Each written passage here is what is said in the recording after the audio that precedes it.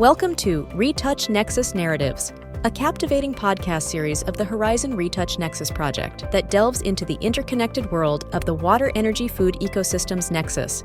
In short, WEFE-Nexus. As water scarcity continues to pose significant challenges globally, the purpose of this podcast is to offer a dynamic platform for dialogue, knowledge exchange, and innovative solutions, and to bring together diverse stakeholder voices and perspectives from the 6 European RETOUCH Nexus case studies. Join us as we explore regional and sectoral insights, engage with current events, and uncover emerging trends in the WEFE Nexus landscape. Tune in and be part of the conversation that shapes the future of water security and climate action. Hi, my name is Gabriella, and I'm a professional officer at the Energy and Water Agency. With us today we have Ms. Dinahlee Delceppo, professional in finance and sustainability at the Water Services Corporation. The first question is, what is water governance approach that you consider innovative in your surroundings? When it comes to Water Services Corporation, back in 2023, we issued green bonds. They were the first of their kind in Malta. A total amount of 25 million was raised, and through this issuance, we are financing 5 different projects, which in each of their respective rights, they work towards environmental sustainability. So, and to follow up on that question, what are the specific aspects of government's approach or tool which, according to you, make it innovative? So, in this context, of course, there is the capital market world, which was always there and always existed, but through such financial instruments, such as the green bonds, we are linking that capital market to financial sustainability and environmental sustainability. So we're not just raising funds for any project, we're raising funds for projects which work towards environmental goals. And apart from that, through also certain requirements which are interlinked with such issuances of green bonds, you have to be more transparent and provide a certain amount of disclosures as to what you are doing with these funds and what you're financing. Perfect. Are you familiar with the WEFE Nexus? I wasn't the most familiar before this interview, but I'm a bit more familiar now, yes. Basically, it's an approach that highlights the interdependence of water, energy, and food security and ecosystems. This includes water, soil, land, and that underpins that security. How would you consider the explicit consideration of the WEFE Nexus in the innovative approach or solution in the question? So, as I mentioned before, through the issuance of these green bonds, we are financing 5 different projects. Mainly, these entail the new reverse osmosis plant at the Hondo Urimun in Gozo, the solar farms, the aeration system upgrade at the wastewater treatment plant in the south of Malta, upgrades pertaining to non-revenue water, and also to water network infrastructure. And through these several upgrades, of course, we are directly contributing to water efficiency, availability, and reliability in the Maltese islands. Apart from that, also through these projects, we are continuously working on, as much as possible, lowering our energy intensity.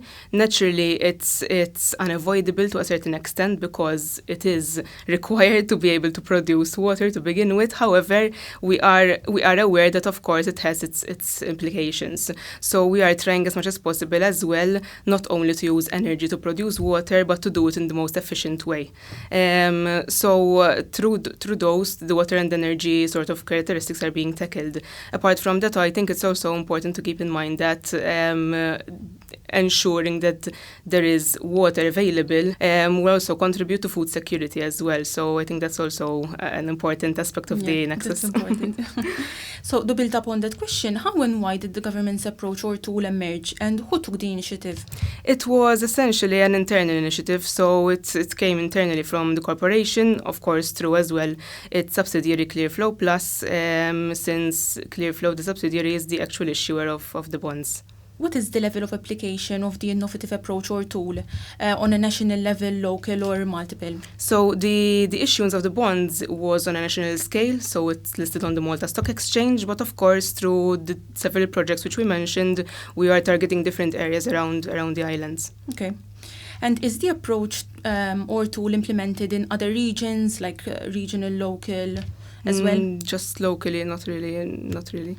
So now we're going to move on to the participation and inclusiveness section. What sectors are involved? Which ones are not? Basically water, energy, agriculture, environment, those types of sectors. So mainly it would be the water sector, of course, because of the nature of the corporation itself.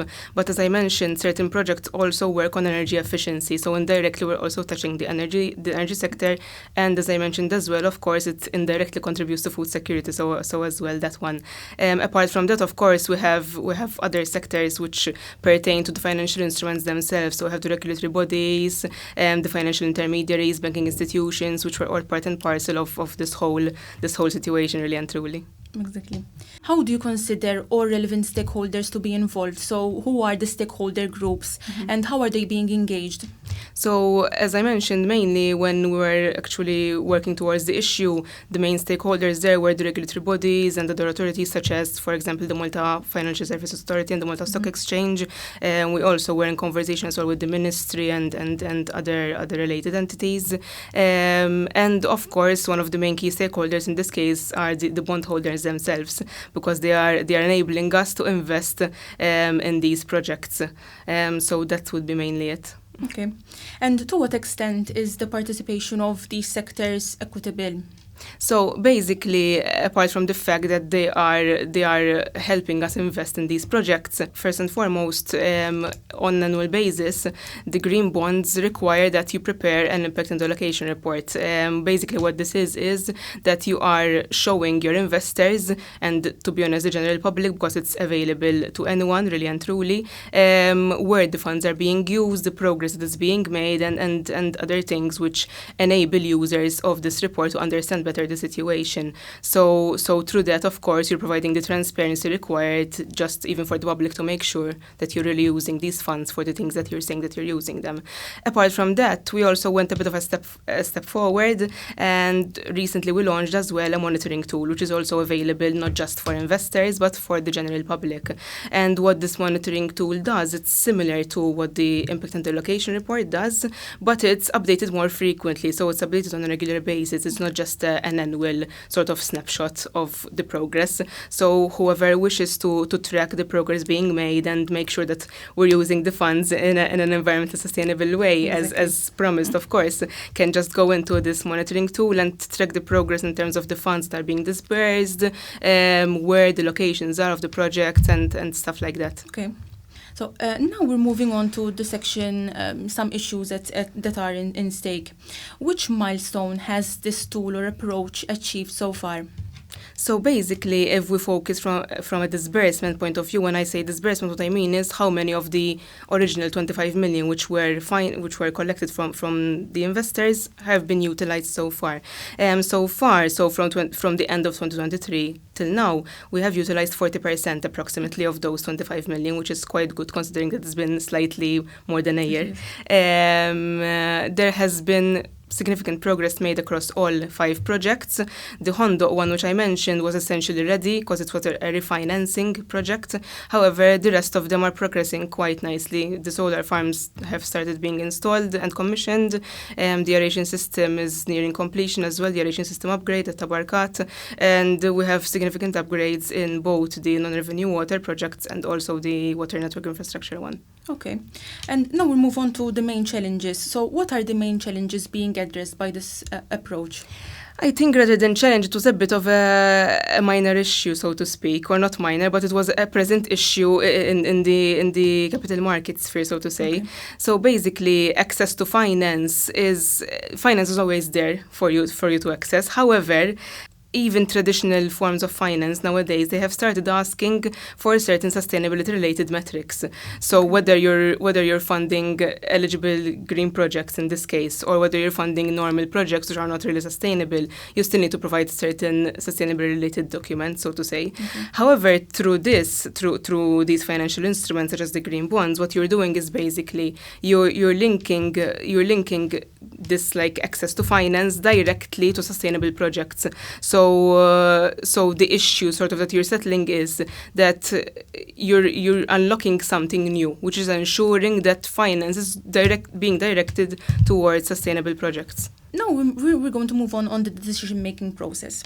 So the first question is, how does this approach relate to and impact existing decision-making structures? So, of course, there were already existing internal governance structures and decision-making processes at the corporation.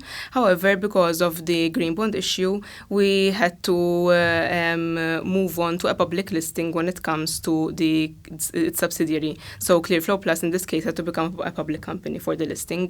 That in itself, of course, entails certain requirements in terms of governance structures. For example, we had to establish an audit committee in this case.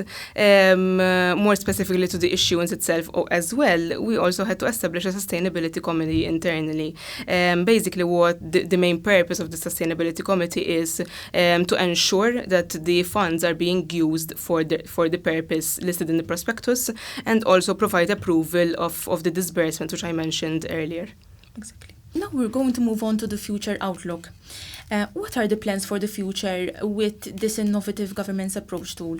So, of course, the green bonds enabled us already to invest in the 5 projects which I mentioned, which was a very good step forward as well in water management and sustainability. However, the corporation is continuously investing heavily in its infrastructure, and of course, we are always trying to seek to not only ensure to have financial resilience, but also do so in a sustainable way. So going forward, the plan, of course, is to keep utilizing such sustainable finance to ensure that water is not just being managed, but it's being managed sustainably. Okay. Basically, to conclude this topic, reflecting back on the first question on innovative aspects of the approach or tool, do you have anything to add further to this? So I think, as I mentioned before, these green bonds have enabled us, of course, to finance projects which, at the end of the day, are working towards the general good, the general public's good. And I think one important point as well that I would like to conclude with is that some people, I think, have this mindset that you're either going to work towards financial stability or going to work towards sustainability. But truth be told, they are reinforcing of each other, not otherwise. So I think that's something we need to keep in mind as well. Exactly. So thank you so much, Dinahlee, for your availability and for your valuable information. Thank you for the invitation. Thank you so much for watching. Follow us on YouTube on RETOUCH Nexus. If you are interested in further episodes or news and outcomes from the RETOUCH Nexus project, check out our website, retouch-nexus.eu. Thank you for tuning in, and let's stay in RETOUCH.